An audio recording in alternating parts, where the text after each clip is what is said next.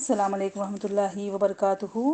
امید ہے کہ میری پیاری بہنیں بخیر و عافیت سے ہوں گی۔ اللہ سبحانہ و تعالیٰ تمام کو اپنے حفظ و امان میں رکھیں، آمین یا رب العالمین۔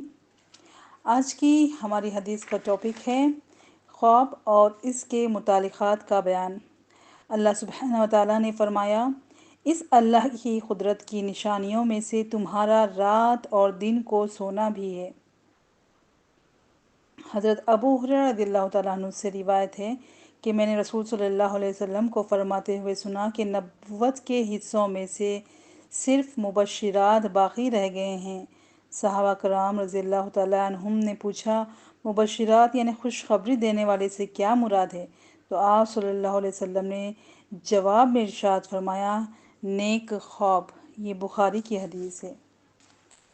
اسی طرح ایک اور حدیث میں آتا ہے کہ جب زمانہ قیامت کے قریب ہو جائے گا تو مومن کا خواب جھوٹا نہیں ہوگا، اور مومن کا خواب نبوت کا 46واں حصہ ہے۔ یہ بخاری و مسلم کی حدیث ہے۔ آپ صلی اللہ علیہ وسلم نے فرمایا کہ جس نے مجھے خواب میں دیکھا وہ عنقریب مجھے روز قیامت یعنی حالت بیداری میں دیکھے گا، یا فرمایا گویا اس نے مجھے بیداری میں دیکھا اس لیے کہ شیطان میری صورت اختیار نہیں کر سکتا۔ یہ بخاری و مسلم کی حدیث ہے۔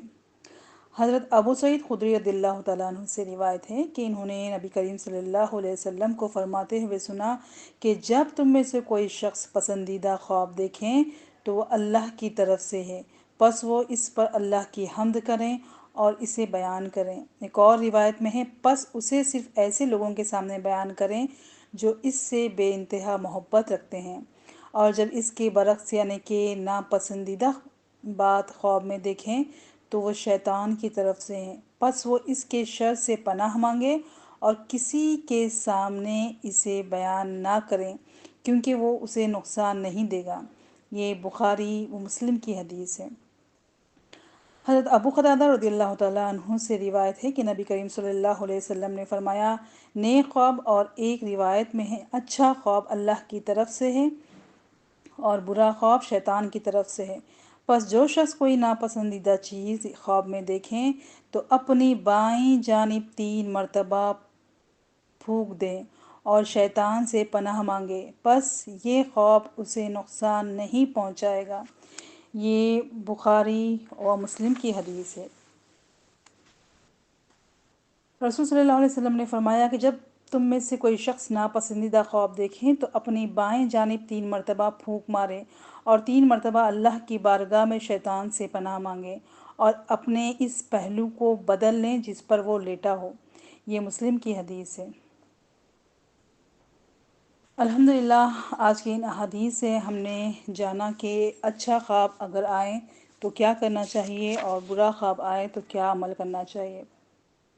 اور خواب میں انسان سب کچھ دیکھتا ہے، خوشگوار مناظر، ڈراؤنے مناظر، اور بعض دفعہ مستقبل قریب یا بعید میں پیش آنے والے واقعات خواب میں دکھلائے جاتے ہیں، جس کا اندازہ صرف اس وقت ہوتا ہے کہ جب اس کے مطابق وہ واقعہ رونما ہوتا ہے۔ اور ان احادیث سے ہمیں پتہ چلتا ہے کہ ان میں 2 باتیں بیان کی گئی ہیں۔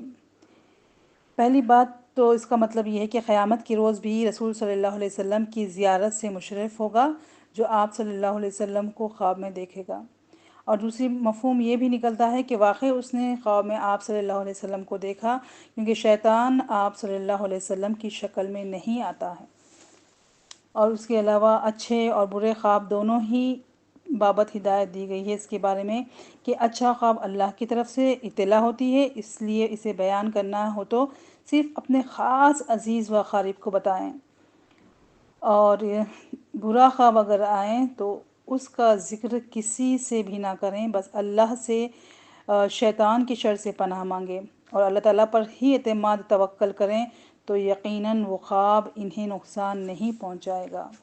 اور برا خواب آئے تو کیا عمل کرنا چاہیے، اسی طرح یہ بھی بتایا گیا ہے کہ جیسے کہ 3 مرتبہ پھونک مارے، تو پھونک مارنے کا مطلب یہ بھی ہے کہ غیر محسوس پھونک جس میں تھوک نہ ہو، یعنی کہ تھتکارتے جس طرح بولتے ہیں نا، بالکل تھوک نہ ہو اس طرح سے۔ تو یہ باتیں بتائی گئی ہے۔ اللہ تعالیٰ سے دعا ہے کہ اللہ تعالیٰ ہم تمام کی اصلاح فرمائیں، اور اللہ تعالیٰ ہمیں ہر یعنی کہ انسان، شیطان، جنات کے شر سے ہم تمام کی حفاظت فرمائیں۔ جزاکم اللہ خیر۔ السلام علیکم ورحمۃ اللہ وبرکاتہ۔